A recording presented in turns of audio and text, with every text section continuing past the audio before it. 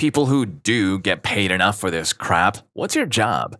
Trash man here. I literally deal with people's crap. I get paid enough. 10 years in and 80K plus a year, more this year because of overtime. I work in Kansas. I do not work for a union or government. I work for one of the 3 largest publicly traded trash companies in North America. The reason I make as much as I do has a lot to do with the market I work in. It is an open market, meaning we have competition from about a dozen other trash companies. This means we have to take all their trash and go out of our way to provide better service to our customers, so we get paid more. If the company had a contract to service the entire city alone, I would make less. Even a town 45 minutes away that we own a separate branch is maxed out at around $50K a year because that trash for that city is under contract. I also do all the driving and work myself. I am the only one on this truck. There is no helper for me. This varies regionally.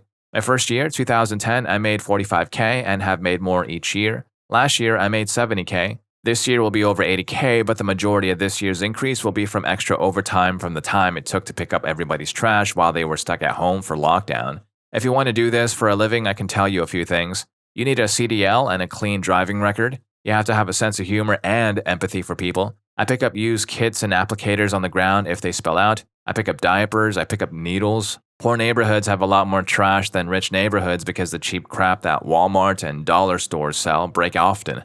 Low-income families can't afford the fanciest no-odor stretch-to-not-break trash bags. Their trash bags are cheap and will rip easily. It's not their fault, they're just doing the best they know how. Things happen in people's lives which you don't know why, and they don't know what to do, so they just want to get rid of it the easiest way they can think of, the trash. The truck breaks down a lot. I'm typing this out while the mechanic is working on my truck. You have to be able to deal with things out of your control. Lastly, I will add that while this is fantastic money, I am also at the top. I'm 35 years old. Can I see myself doing this for 30 more years? Hopefully not. But there's nowhere to go within the company and make the same money, so I treat it as a short-term situation. This is the 6th dangerous job in America. One wrong step or move, and I'm on disability or worse. Those of you that are saying you don't make this much with your degrees have to remember this isn't a permanent gig. If I could find something easier on the mind and body but paid less, I might look into it. Cheers, and remember to be kind to one another. We all have smelly trash. One of the most underappreciated jobs out there, well-deserved, and I'm going to remember that because we all do have smelly trash, rich or poor. Story 2. 8 years ago, my ex-wife walked out on me because we lived paycheck to paycheck after being medically discharged from the military, was suffering from severe PTSD, was diagnosed with liver cancer that same week. I was highly considering ending it all. Once my ex-wife left, I got treated for cancer and went into remission. Meanwhile, I was doing truck driving, training, and going to therapy. I began truck driving cross-country in the US. It was so liberating, and I never really dealt with bosses or people, really. I get a message like a text where to pick up and where to deliver with the pay rate and appointment times. As long as I'm on time and I don't hear from anybody at work, that's the best part. My current wife was tired of me being gone so much, and she was tired of her office job. She asked if I would want her as my co-driver. I was skeptical if she would want to be on the road with me 24/7. She put herself through truck driving school and we began driving together. I've never felt so happy and complete in my life. We've been driving together for 3 years now. We bought our own truck and live very comfortably. We take about $120K a year each. I'm only 32 and plan on retiring at 40. Story 30. No college, shaky resume because I was picky and fickle in my 20s. I was starving in an apartment I could barely afford and asked a warehouse manager who was paying me $14 an hour after 2 years for a $1 raise. So I had like $30 for groceries every week. He said no. I hopped on Craigslist from my desk at work. After a rigorous series of 3 interviews, I was hired by a family-owned and run substance testing facility. I watch people pee who have been arrested or have CPS up their bum under a contract with the courthouse. Every 8-hour shift, I watch about 10 people send emails from an air-conditioned office space. It started at $16 and got a $1 raise every 5 months. 2 years in, I make $20 to do an absolute cushy job. I do not starve. I moved to the city. I bought my first vehicle with no co-signers. My whole life has turned around. A few months back, they put me in charge of the satellite office. I work with one female, and the 2 of us do everything by ourselves. After 15 years of working crap jobs in food and warehouses, I actually know how lucky I got, and I don't wake up miserable about going to work. I definitely get paid enough for the 1 or 2 cheaters a month who get rude with me. I'm not in customer service. The clients/money and payments are legally required to attend their appointments with me, so there's no real risk of not making enough to keep running. My job is the best thing that's happened to me. I feel a true sense of freedom in my personal life. I save between $300–500 every month. I eat anywhere I want, anytime I want. I'm a single man with no obligations to anyone but me. It's great. Story 4. In a different vein than most of the comments, I'm a nanny for a very well-off couple who are convinced their 2 boys are terribly behaved despite me constantly saying they're great kids. There is literal crap to deal with, and they for sure have their issues. Not enough time to play or hang out with their parents doesn't help, but I get paid an outrageous wage to basically be a third parent to 2 cute kids. Recently, I went down to only 20 hours a week during school and made plenty to pay all my bills and rent and save a little. People who choose to do this their whole lives aren't doing so for lack of something better or whatever you might think. Sometimes this is a very competitive career choice. Story 5. My husband is an overnight security guard at a ranch in a small town. He gets paid $17.50 an hour. He sits in the car and makes sure no one comes on the property overnight. The only one time he's had an incident, and it was an intoxicated driver that drove through the front fence, the pasture, then through the back fence, and then got stuck. He called the police and they handled it. He's worked there for several years. It's an easy job, which is nice because he has some health issues. Story 6. Proofreader. I basically just make our company stuff look like it was written by someone who paid attention in English class. I used to do the same thing, but I didn't get paid enough to do it. Ridiculous deadlines, everything was always getting blown way out of proportion, lower pay, constant overtime due to intentional understaffing. I do work way less and get paid more now, and everyone is much chiller about the process. Story 7. Throwaway for job safety. I'm a senior financial analyst in a manufacturing plant. My plant is very busy, making products that have seen tremendous demand increase since the lockdown hit. When the lockdown hit, they sent all the finance to work from home to minimize exposure, and we're still telecommuting. My workload has fallen off the table as I've made improvements to shortcuts and macros to do my work. My 40-ish hour job now takes me 20. The rest of the time, I just wiggle my mouse browsing Reddit, YouTube, etc. I pick up groceries, run errands and appointments and other leisurely activities during my workday, and I'm convinced nobody has a clue. I'm salaried and I'm pulling in north of 100K USD. The kicker is everyone loves me and talks about all the great reports I run and processes I own. So when someone asks me to do something, I happily do it. I've got plenty of free time and definitely do get paid for that. Story 8. Not me, but my close friend is a VIP experience tester for a large hotel chain. He shows up and they rolled out the red carpet. He stays in the nicest suite and makes constant requests for champagne, food, car services, dry cleaning, etc., and takes note of the speed and level of service. I asked him if it was a difficult job, and he sincerely told me, sometimes it's hard to spend the dollar amount I am supposed to spend in 2 days. I throw out a lot of good food and alcohol. Of course, it's all comped, so he isn't actually spending any money, but he is expected to give the hotel 3 to 5K of action during his short stay. On top of this, he gets a fair salary, but any payment for that kind of work is worth it in my opinion. Story 9. Lawyer. First, there are many lawyers who do not even clear 100K, so this is absolutely not true for all of us. But for many of us, we are earning well over 200 plus a year to type at a desk, go on site inspections, take depositions, and present arguments to a court. There are many type A personalities in my profession, but if you keep a Zen-like mentality, you learn to laugh at people threatening to sanction you for enforcing rules and such. Plus, as long as you are completely honest with your clients, then if things go south, most will not hold you at fault. Story 10. I work in the fitness industry. For the most part, the pay sucks and most people burn out quickly and switch careers. I lucked out and got a coordinator job for a municipal event government. I oversee several facilities and provide training and presentations for select groups, police, fire, paramedics, etc. I make 6 figures and it's pretty much a cakewalk. I'm very aware of how lucky I am. I have a master's degree and about 15 years experience, but I was just about to switch careers before I got this job. Story 11. Driving tractor trailers pays amazingly, but it can be exhausting and mind-numbing. It can also be terrifying depending on the weather conditions. It only cost me $5,000 at the school I went to get my CDL. You've got to deal with the DOT sometimes, and sleeping in your truck 6 days a week sucks when you're away from home. However, it's got a lot of benefits. For instance, I think I'm smart now because I've listened to every podcast that has ever existed. Story 12. I'm an audiobook narrator. I basically get paid to stand in a 4x4 foot booth and pretend to be other people for a few hours a day. Then I spend a lot of time prepping manuscripts, doing research, rehearsing, and learning dialects, accents, and other various things. I also work as a television producer in sports, but there's not a lot of that going on right now. My schedule is extremely flexible. I have complete control over it, and I'm pretty much my own boss, so neither job is very stressful. The pay is okay, it's not huge, but the quality of life is so much better that, to me, it feels like I make $1 million a year. Story 13. I was an employee at a top-tier firm, think Goldman Sachs, McKinsey, Google, and was legitimately depressed because of how brutal it was. Quit, and now I coach people on how to get into those firms, i.e. interview prep, etc., earn 5 times my previous hourly, and I actually enjoy it. So ironic, but amazing. In anticipation of potential judgment, I would 100% go back in time and do the job again for the opportunities and learning and training it provided. It's the best experience I never want to have again, and I always warn my students that it's an extremely tough job, and they should be sure that they want to rise to the top enough to have no work-life balance.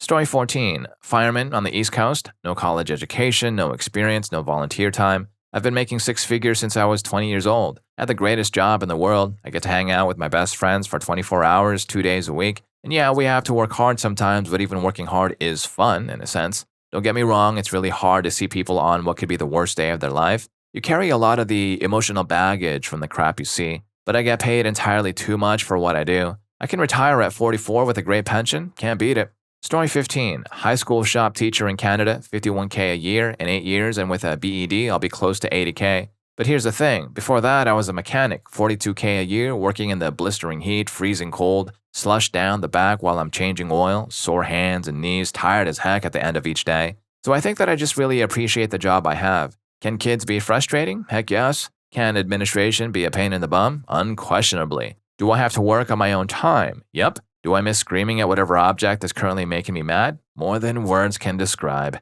But every time I deal with one of those situations, I think of where I was before, and all of a sudden, it's okay. Story 16.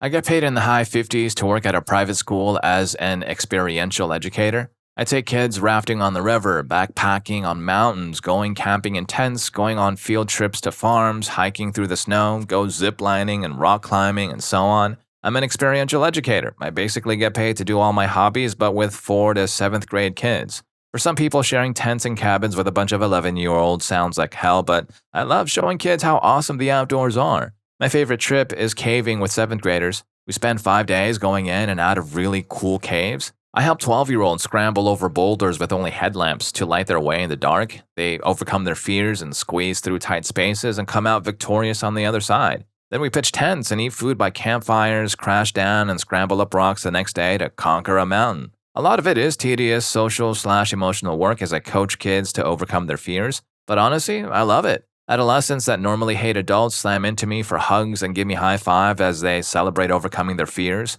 I get paid to be outdoors and having fun with tweens. It's freaking awesome. Story 17. I'm a plumber, contractor. Some days I can make up to $3,000 in a day renovating a bathroom. Sometimes I make $1,800 in 1 or 2 days for doing flooring. The most I made in a month was around $20,000. I used it to take some time off and paid all my bills for about 5 months and got intoxicated every single day. Mostly though, I make anywhere from $1,000 to $2,000 a week. I just cashed a check for $3,200 for a week's worth of work. So not too bad, I'd say. It is pretty disgusting sometimes being in crawl spaces though. I've seen some disturbing stuff in some of them. Story 18. I'm a baker at a major university dining hall. I make cakes, muffins, and Rice Krispie treats all from scratch. We also make cookies, but those tend to be frozen, place, and bake items. I bake for up to 1,200 portions of sweets per day, which is around 20 full sheet pans of products. I'm full-time, working 6 a.m. to 2:30 p.m. Monday through Friday. My take-home pay isn't super impressive. However, I have something very rare in the food industry, a union. I'm a proud union worker who is guaranteed pay raises. I also have full health benefits, including vision and dental, as well as a 401k and a pension. However, a pro or con, depending on how you look at it, is I'm a seasonal worker. I only work when school is in session, so I'm off for 3 weeks at Christmas, a week for spring break, 3 weeks in the beginning of summer, and 4 weeks from late August to mid-September. I live thriftily and save my money, so I'm living quite comfortably right now. I have been at my job for 6 years and worked my way up from being a cafe attendant to a baker with only on-the-job training. I'm very happy with my workplace, and the kitchen staff is a very close group that always makes sure everyone sits and eats together so we can all chat. Story 19. Janitor, they are desperate for reliable and stable workers, so when they find one, if you've been with them for a decent chunk of time, you can negotiate a pretty decent pay raise.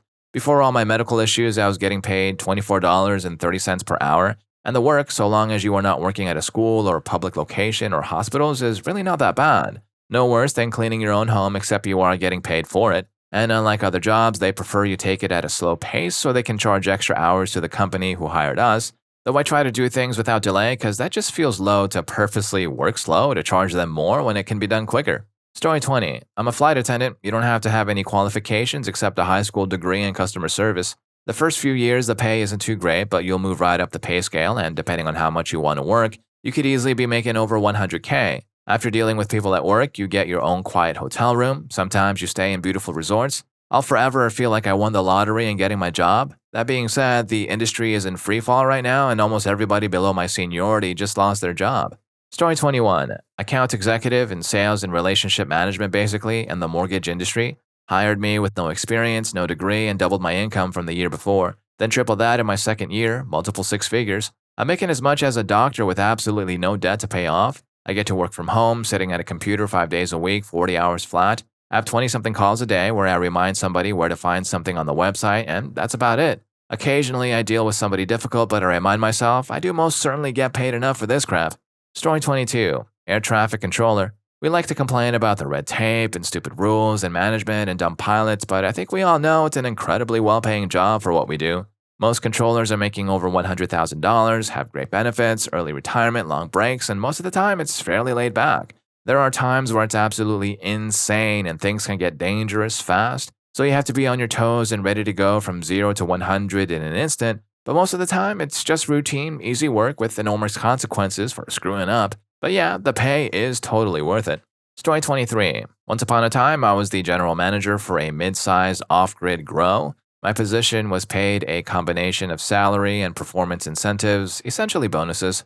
This crap meant everything. It meant when the power went out in the middle of a rainstorm, I was out in it wiring generators into our breaker box. It meant I was dealing with the heaps of seasonal employees, many of whom were working on a grow because they don't have the basics to hold down a real job, such as being able to show up on time or show up at all sometimes. It meant dragging vehicles out of ditches and fixing roads with and without tractors, and I could go on and on. This crap also meant being the buffer between the owner and everyone else because he was awful at keeping people paid, communicating, treating employees respectfully, whatever.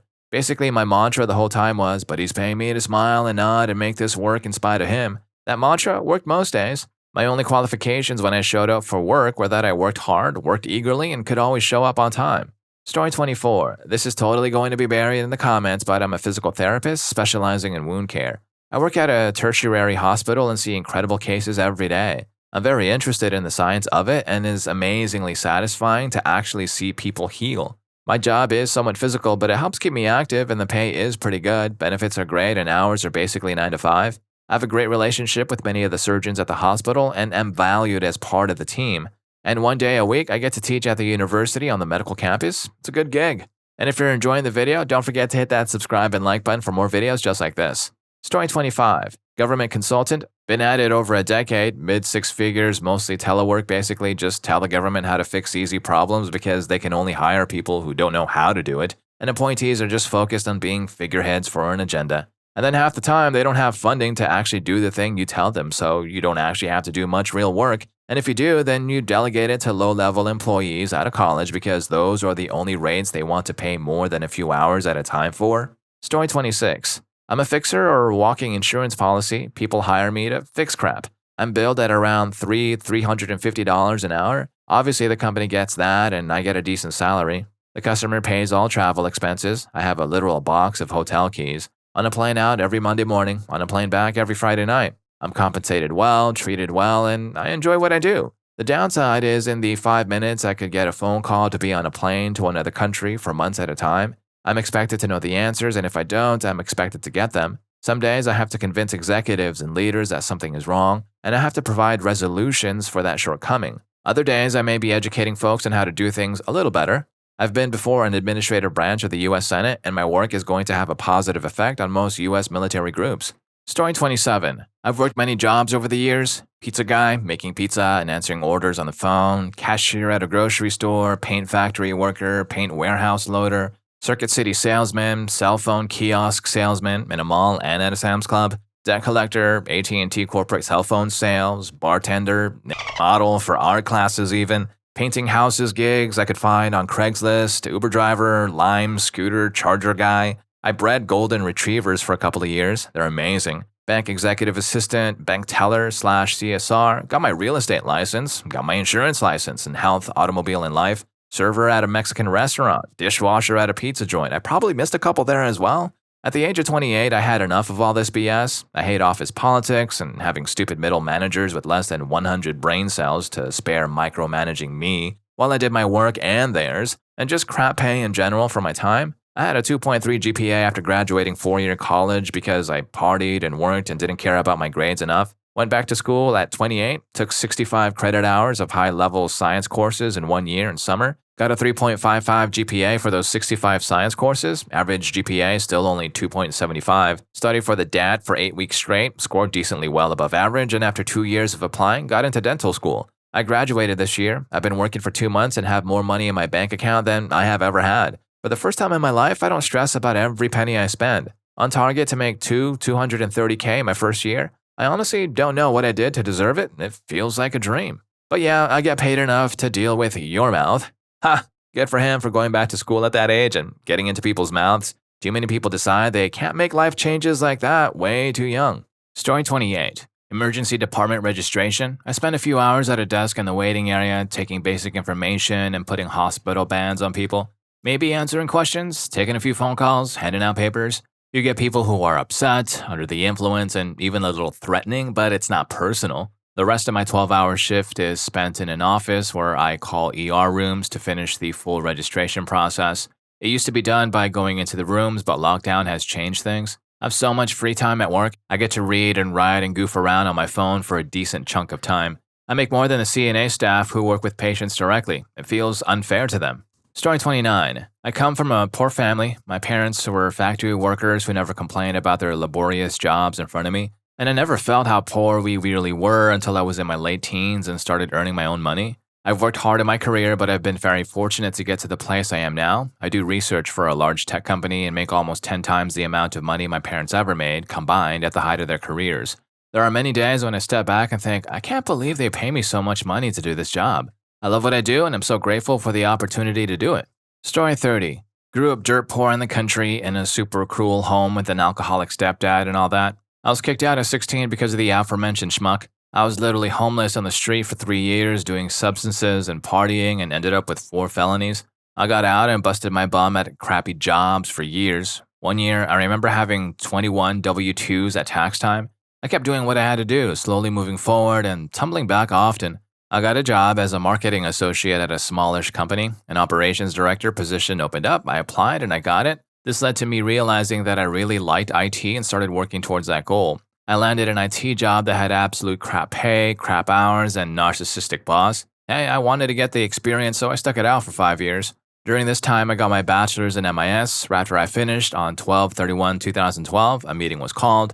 We were told that after 40 years, the company was shutting down as of the end of that meeting. All 300 of us were out of a job with no severance, just unemployment. It took an entire year to find another job, and during that year, we somehow managed to survive on $8,000, my wife, me, and 3 kids. I landed a kind of below my skill set desk side support contractor job, but hey, it was a job and better than unemployment. That was in July 2014. The company I was working for is a F200 manufacturing company. There was an open position that I applied for, went through the gauntlet of interviews, and landed that job just 8 months later. It's the same job I have now, Principal Robotics and Infrastructure Architect, responsible for 13 of our sites globally. My total compensation is $165,000, and I live in one of the lowest cost of living areas in the country. Listen, don't let anyone make you believe that your starting line and background guarantee a crappy life. It'll be harder, sometimes way harder, but put in the work and always be moving forward. If you fall back, get up, dust off, recalibrate, and keep moving forward. Story 31. My little sister used to work front desk at a hotel for minimum wage with express permission from her supervisor that if she was ever yelled at or insulted during a call, she was to immediately hang up because they did not get paid enough to deal with that. She just started working at a different job as a remote customer service for a call center, specifically working with health insurance and the like with a big boost in pay. She was complaining earlier today about the fact that she would have to ask her supervisors what their policy on dealing with anger, insults, and threats from customers she was trying to help was, because not only was it her job to help them through their problems, but that she now did, in fact, get paid enough to deal with that crap. Story 32. Apprentice, Turbine, mechanic here, just started this year. I've had all kinds of service industry jobs over the years and worked at Trader Joe's for 4. I loved it, but the pay was too low. I work roughly 82 hours per week, and my paychecks as an apprentice are around $3,000 per week with per diem and travel pay. All that sounds like a ton of work, but I get around 6 months off every year. I love learning about gas and steam turbines. I get to hit stuff with hammers all day. I don't have a degree, and I had never even known this was an option. I'm hoping to move up to field engineer in 4 or 5 years. I finally have the money and the time to do things I love and accomplish my goals. Story 33. Tattoo. I could live a comfortable life with my husband and 2 dogs on just my tips alone, but I make more than I ever dreamed of on top of that. I'm lucky enough to have many regular clients. People travel to get work from me. I'm always booked at least a few months out, and because I specialize in not so serious tattoos, horror movies, pop culture references, silly, spooky stuff, 90% of my clientele are cool people that like to laugh and geek out about all their cool hobbies, and they're all creative and fun and don't take themselves or the tattoo too seriously.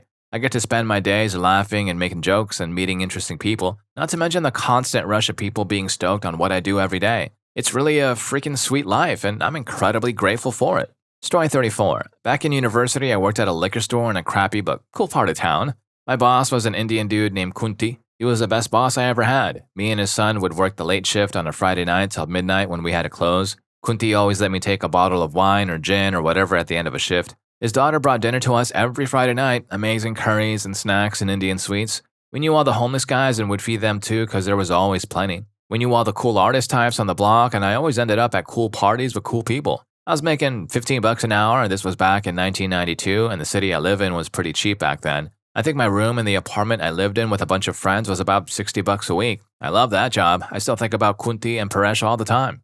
Story 35. Active duty U.S. military. I'm a facilities/infrastructure electrician. Honestly, we don't do much, and the military compensates me very well. Military discounts are horse crap, and no one should need them if they manage their money properly. I get a pay raise every year, free health care for me and my family, housing is paid for. I get a grocery stipend of $360 a month, free travel on space-age flights, free training and education, free exposure to loud environments and harmful chemicals such as, but not limited to asbestos, lead, jet fuel, burn pits, silica. I also never know what I'm supposed to be doing because of the lack of leadership skills by those appointed over me. The benefit is that I can never be held accountable because someone above me probably messed it up harder than I did. All in all, things are great here.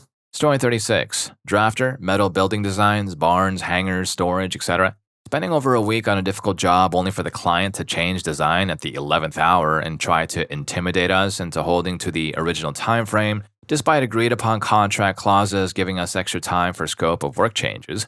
Trying to support end users who are operating out of the field, calling on a moldy potato phone with spotty coverage and thick local accents, who don't have the original documentation because they're the third owner and they need the site back in operation last week. Fielding angry calls from people trying to claim our fault that an 80-year-old building with no maintenance and a 30-year waterproof warranty now leaks from the roof.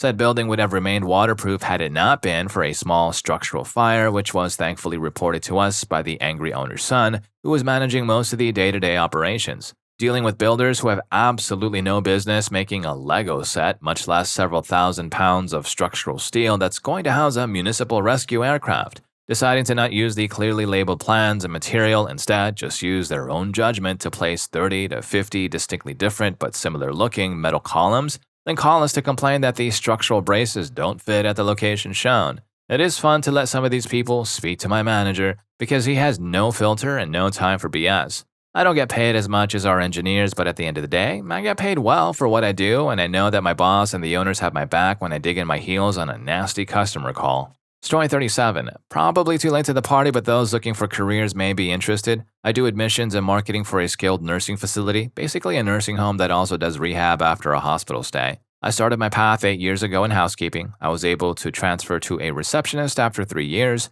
then an assistant to the admissions person after another 2. Now I'm the boss making $70K a year with no college. Definitely not as lucrative as others here, but the work isn't hard, and the most I have to deal with is the census being low. When business is good, it's the easiest job ever. Story 38. I get paid $14.50 an hour, which for the cost of living in my area is pretty damn well because still most people aren't over $10. To run the front desk at a dog boarding facility where almost all of our customers are return clients who know me by name and treat me like a real human being. My boss lets me take mental health days as needed and as a result have only called in maybe 5 times in almost 5 years. We're treated with dignity and respect, and I've not had to hire anybody in 2.5 years, which for an industry that has a shelf life of about 6 months is absolutely astounding. My wife's able to go back to school full-time while I can cover the bills and have some disposable income to treat ourselves. I'm incredibly lucky and wish all my fellow Americans could have the opportunity to feel like this.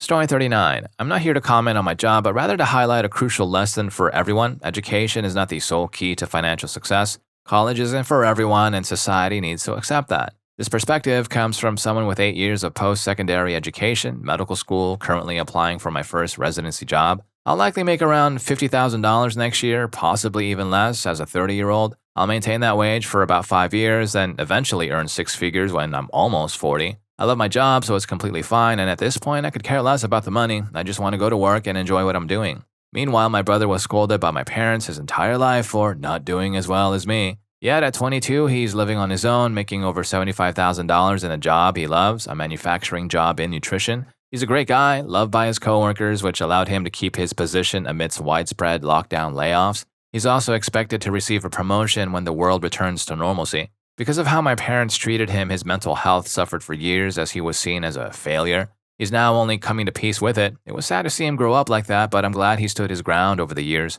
I'm just happy to see so many people in various fields satisfied and genuinely rewarded for hard, often thankless work. And a lesson to parents out there, if your kids say they want to follow their dreams or just do something else instead of being a doctor, lawyer, or engineer, please let them. They'll most likely do better in life and be happier than they would if they just try to appease you or society at large.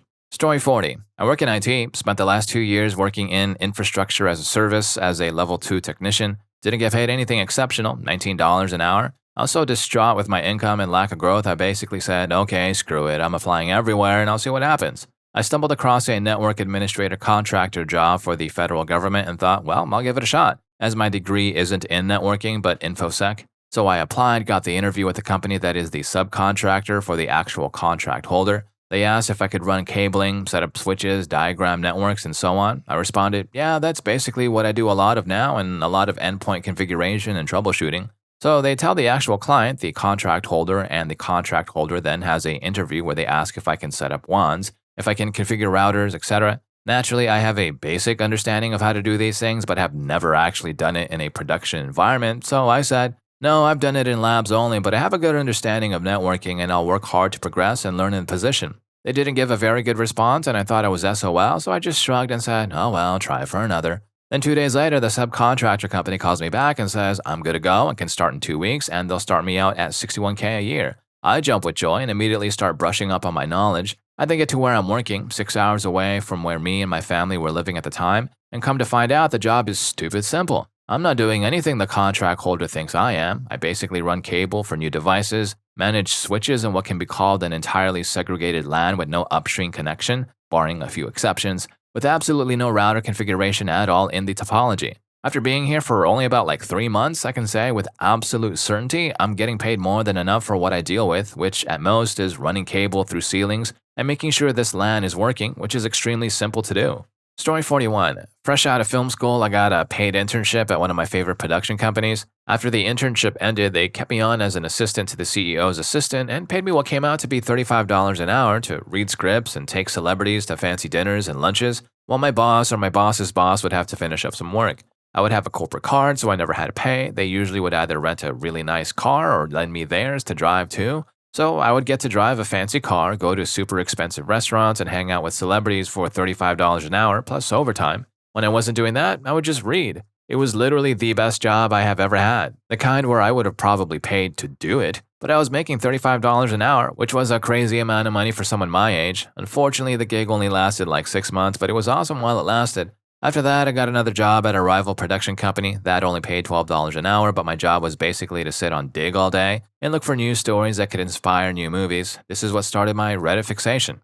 Story 42. I deliver food from any restaurant in town on an electric bicycle. I make €10 an hour. It's a pretty chill job. I listen to audiobooks, podcasts, music albums, and cycle around the beautiful city I live in. There aren't too many jobs where you get to learn about whatever you fancy. Also, if there are no orders, you can just chill in the park, drop by a friend's place, or head to the hub if it's chilly. As long as the food gets from point A to point B, there's no stress involved at all. I can choose the days and times that I work and take as much time off as I desire to travel. I could work 8 hours a week or 60 hours a week if I choose. I'm pretty content.